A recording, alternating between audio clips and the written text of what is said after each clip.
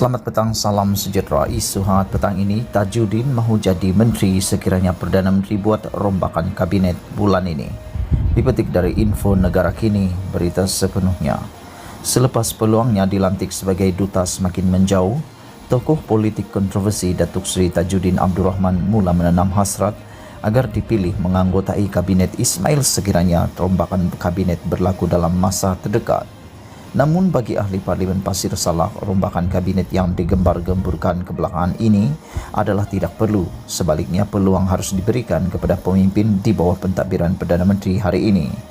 Bercakap kepada utusan Malaysia, Tajudin berkata ia bertujuan menjaga kestabilan politik negara sekaligus masalah rakyat juga akan dapat diselesaikan dengan baik. Pada saya, memang tidak perlu pun ada rombakan kabinet. Ada sedikit sebanyak kelemahan menteri-menteri. Itu biasalah, boleh diatasi, tidak perlu sampai nak buat rombakan.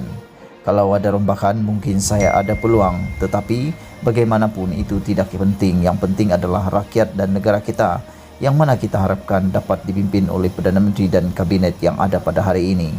Kalau dari segi kepentingan peribadi, saya sokong. Saya dah terlepas 2 kali, takkan saya nak terlepas sekali lagi. Tapi saya melawak sahaja, jangan ambil serius, katanya ketika dihubungi semalam. Terdahulu, utusan Malaysia melaporkan setelah hampir 5 bulan menerjui kerajaan keluarga Malaysia, Datuk Seri Ismail Sabri Yaakob dijangka melakukan rombakan kabinet dan melantik timbalan Perdana Menteri minggu hadapan. Bagaimanapun, sumber memberitahu rombakan berkenaan masih dalam proses tawar-menawar untuk memutuskan siapa kekal, siapa ganti atau siapa digugurkan.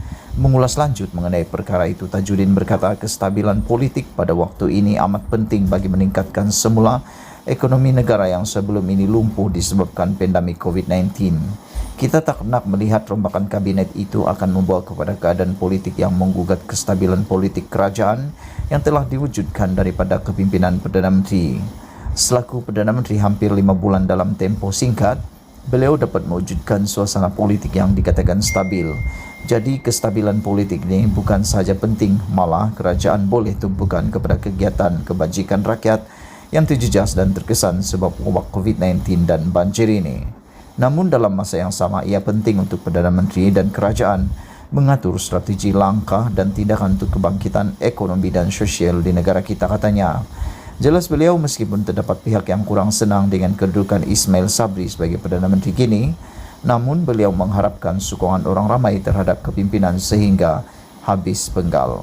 Sekian isu hangat pagi ini. Jangan lupa tinggalkan komen Anda, tekan butang subscribe dan kita jumpa lagi. Bye-bye.